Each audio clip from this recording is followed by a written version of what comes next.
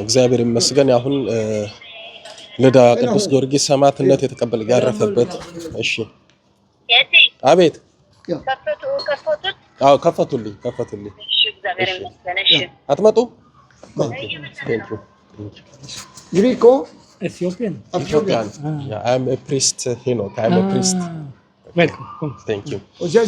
እግዚአብሔር ይመስገን ሰማዕቱ ቅዱስ ጊዮርጊስ የተቀበረበት የሰማዕቱ ቅዱስ ጊዮርጊስ የከበረው መቃብር ያለበት ልዳ አገኛለሁ። ዛሬ ሰኞ ነው። በእውነት ተደውሎላቸው እንዲህ አይነት ካህን ከኢትዮጵያ መጥቷል ተባበሩ ሲባሉ እግዚአብሔር ይስጣቸው። ዛሬ ስራ ቀናቸው አይደለም፣ የረፍት ቀናቸው ነው። ዝግ ነው ግን ከፍተውልኛል። አምላክ ቅዱስ ጊዮርጊስ የተመሰገነ ይሁን። በእውነት እዚህ ድረስ መጥቼ ሳላየው ቢሄድ እንዴት እንደማዝን እኔ ነኝ የማውቀው። እግዚአብሔር ይመስገን አሁን ልዳ ነኝ። ቤተክርስቲያን ውስጥ ገብቻለሁ። ቅዱስ ጊዮርጊስ የተቀበረበት የከበረው መካነ መቃብሩ እዚህ ውስጥ ነው የሚገኘው። እሱን ለማየት እየገባው ነው። አጋጣሚ ደግሞ አንድ ትምህርቴን የሚከታተል እዚህ ልዳ ድረስ መጥቶ ያገኘኝ ዛሬ ካሜራማኔ እሱ ነው ማለት ነው። እግዚአብሔር ይስጥልኝ።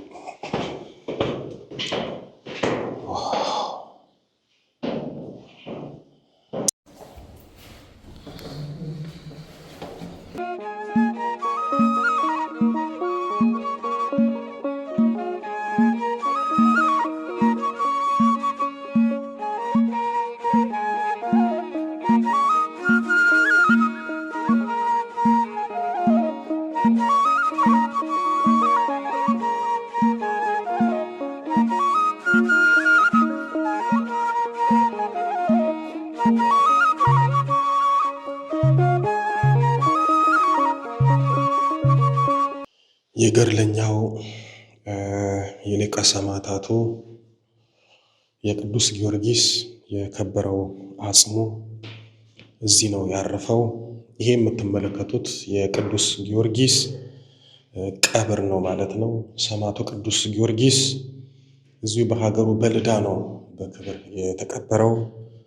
አባቱ ዞሮንቶስ፣ እናቱ ደግሞ አቅሌሲያ ትባላለች። እጅግ በጣም እግዚአብሔርን የሚወዱ የሚያከብሩ በአምልኮት ሕይወት ጸንተው የሚኖሩ ባልና ሚስት ናቸው።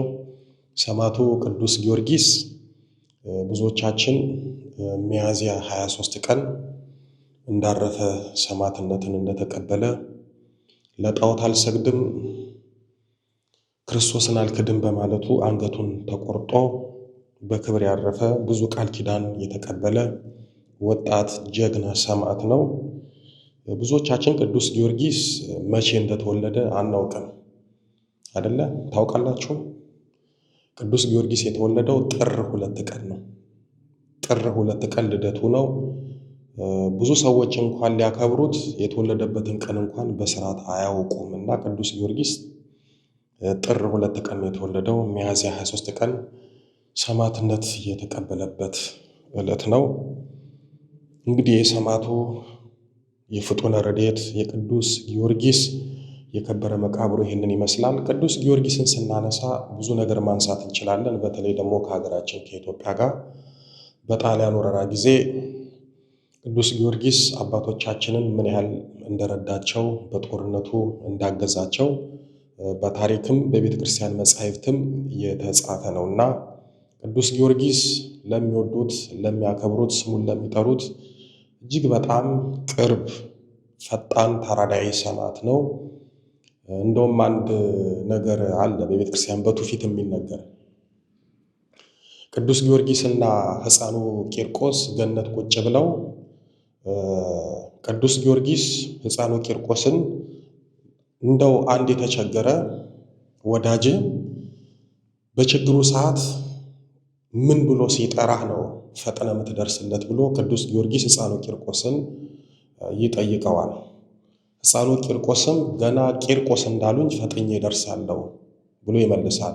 ቅዱስ ጊዮርጊስ ሕፃኑ ቂርቆስ ዘገየ፣ እኔ ገና ጊ ሲሉኝ እነሱ ጋር ነኝ አለ ይባላል። ለዚህም ነው አባቶቻችን ፍጡነ ረድኤት የሚሉት። ሰማዕቱ ቅዱስ ጊዮርጊስ እጅግ በጣም ተራዳኢ ፈጣን ነው። ለለመኑት እጅግ በጣም ቅርብ ነው። በነገራችን ላይ አንድ ክፉ አስደንጋጭ ምናልባትም በሕይወታችሁ ለሞት የመጣባችሁ ሕልምና ራእይ ካያችሁ እንዳትደነግጡ። ጌታችን መድኃኒታችን ኢየሱስ ክርስቶስ ሚያዝያ 23 ቀን ለሰማዕቱ ለፍጡነ ረድኤት ለቅዱስ ጊዮርጊስ የገባለት አንዱ የከበረው ቃል ኪዳን ምንድን ነው? አንድ ሰው ክፉ ሕልም አይቶ ያ ሕልም ደግሞ በሞት የሚመጣበት ከሆነ ያንንም ሕልም አይቶ ደንግጦ አምላከ ጊዮርጊስ ብሎ አቡነ ዘበሰማያት ቢደግም አምላከ ጊዮርጊስ ይሄንን ነገር አርቅልኝ ብሎ ቢማጸን ያንን ክፉ ሕልም አርቅለታለሁ፣ ለሞት የመጣውንም ለሕይወት አድርግለታለሁ ብሎ ጌታችን ቃል ኪዳን ሰጥቶታልና እጅግ በጣም የምንወደው የምናከብረው ሰማዕቱ ቅዱስ ጊዮርጊስ የከበረው አጽሙ ያረፈበት መካነ መቃብሩ ልዳ የሚገኘው ይሄንን ይመስላል። በእውነት ቅዱስ ጊዮርጊስ ለዚህ ለከበረው ቦታ ላበቃኝ ክብር ምስጋና ይድረሰው ማለት ነው። ክብር ምስጋና ይድረሰው።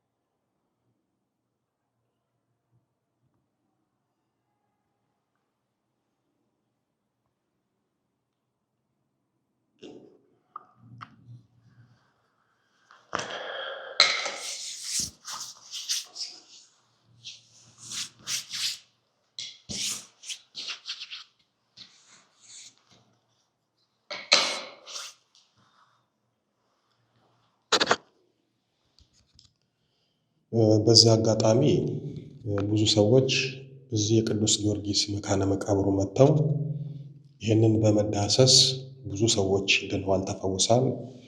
ከተለያየ በሽታ ከካንሰር፣ ከተለያየ ደውያት ብዙ ሰዎች መካነ መቃብሩን እየተዳበሱ እንዲሁም እዚህ ላይ ቅባ ቅዱስ እና ናርዶስ እያፈሰሱ ያንን እየተሻሹ ብዙ ሰዎች ከተለያየ በሽታ ይድናሉ፣ ይፈወሳሉ። ብዙ ሰዎችም እዚህ ቦታ ላይ መጥተው ምስክርነትን ይሰጣሉ ማለት ነው።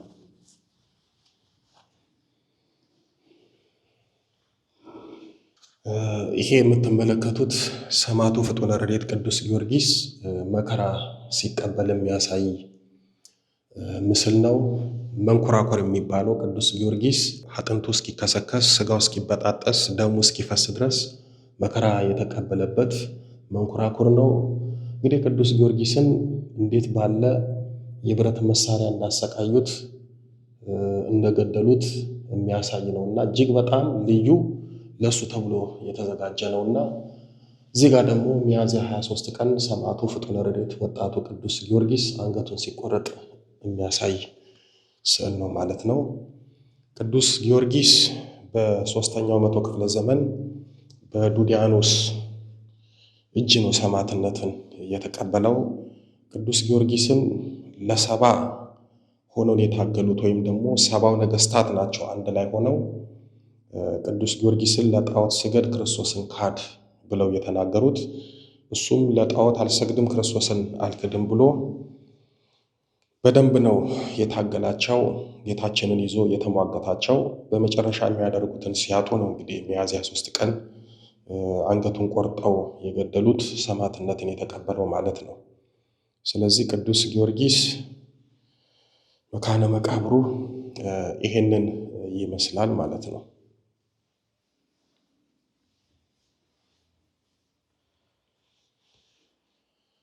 እግዚአብሔር ይመስገን።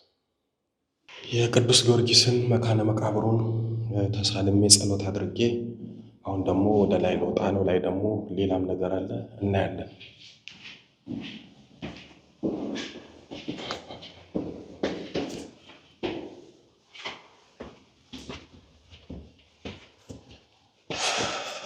ተመስገን።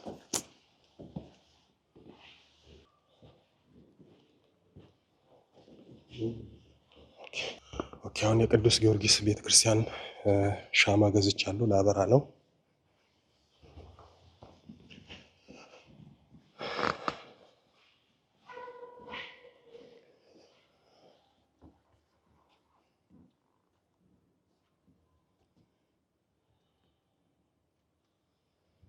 ቅዱስ ጊዮርጊስ ሕይወታችሁን እንደዚህ ሻማ ብርሃን ያደርግላችሁ።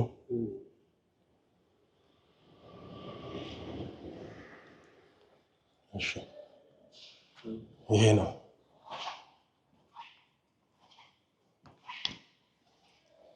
ይሄ የምትመለከቱት ሰማዕቱ ቅዱስ ጊዮርጊስ ብዙ መከራዎችን ተቀብሏል። ከነዛ መከራዎች ውስጥ አንገቱ ላይ ታስሮ ሲጎተትበት ሲሰቃይበት መከራ ሲቀበልበት የነበረው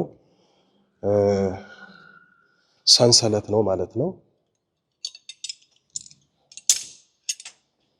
ይሄ ቅዱስ ጊዮርጊስ የዱዲያኖስ ወታደሮች በዱዲያኖስ አዛዥነት አንገቱ ላይ አስገብተው ሲጎትቱት ሲያሰቃዩት የነበረ ነው ማለት ነው። በጣም ነው የሚገርመው። ይሄ ሰንሰለት በአንገት ላይ እንደሚገባ ራሱ አንደበት አውጥቶ ይናገራል ማለት ነው። እንደምታዩት በአንገት ልክ ነው። ይሄ የብረት ሰንሰለት ከዛሬ 1400 ዓመት በፊት በቅዱስ ጊዮርጊስ አንገት ላይ የነበረና የገባ ነው። ይሄ ሰንሰለት ቅዱስ ጊዮርጊስ የተጎተተበት ነው። ይሄ ሰንሰለት የቅዱስ ጊዮርጊስ ሰውነት ላይ ሆኖ ቅዱስ ጊዮርጊስ ሲሰቃይበት የነበረ ነው። ይሄ ሰንሰለት ሰማዕቱ ፍጡነ ረድኤት ቅዱስ ጊዮርጊስ ጽኑ መከራ የተቀበለበት የተሰቃየበት ነው ማለት ነው። እንደምትመለከቱት ሰንሰለቱ ረጅም ነው። በዚህ ሰንሰለት ነው እንግዲህ ቅዱስ ጊዮርጊስን እየጎተቱት እያሰቃዩት የነበረው ማለት ነው። ክርስትና ሕይወት እንዲህ መከራ መቀበል ነው። ክርስትና ሕይወት እንዲህ አይነት የነፍስ ዋጋ ለእምነትና ለሃይማኖት መክፈል ነውና ይህ ሰንሰለት ራሱን የቻለ አስተማሪ ነው። ይህ ሰንሰለት ይናገራል፣ ይሰብካል፣ ያስተምራል። ክርስትና ጽኑ መከራ መሆኑን በደንብ ይገልጻል ማለት ነው።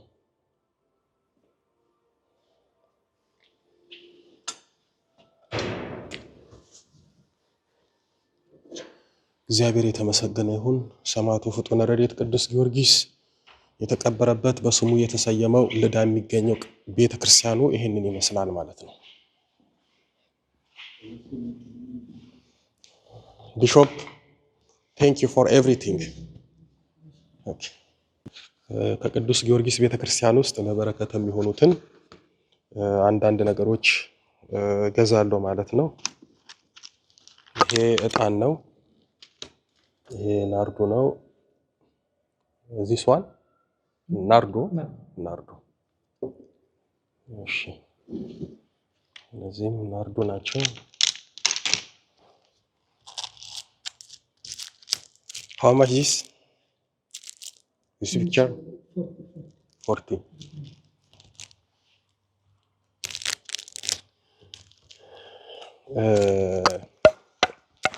አጋጣሚ ደግሞ ልጄ ቅዱስ ጊዮርጊስን በጣም ነው የሚወደውና ስንቆጣው ምን መታው እየመሰለው አንዳንዴ ያጠፋና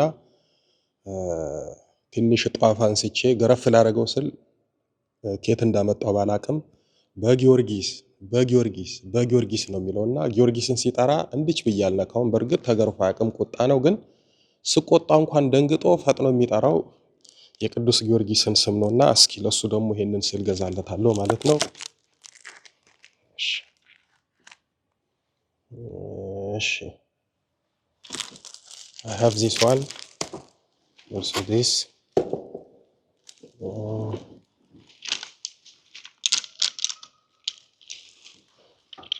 Also this.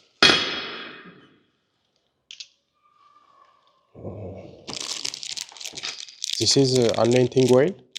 Anointing oil. Okay.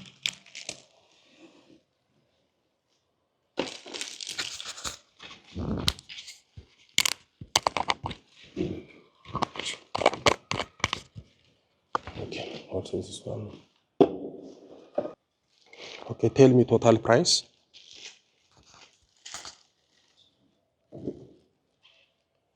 Okay, 400. የሰማዕቱ የቅዱስ ጊዮርጊስ ቤተ ክርስቲያን ልዳ የሚገኘው ይሄ ነው። ይሄ ቤተ መቅደሱ ነው። ቅድም ያሳየዋችሁ ከውስጥ በኩል ነው። ከውስጥ በኩል ግራውንድ ውስጥ ነው ቅዱስ ጊዮርጊስ በክብር ያረፈውና የተቀበረው። ስለዚህ ደግሞ የቅዱስ ጊዮርጊስ ቤተክርስቲያኑ ነው። እጅግ በጣም ጥንታዊና እድሜ ጠገብ ነው። በጣም ደስ የሚል ቤተክርስቲያን ነው።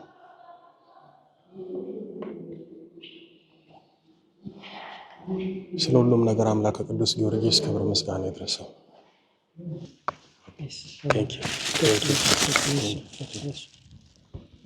ፕሪስት ሄኖክ ኢትዮጵያን ኦርቶዶክስ ተዋሕዶ ቸርች ሲቲ አዲስ አበባ። Thank you for everything.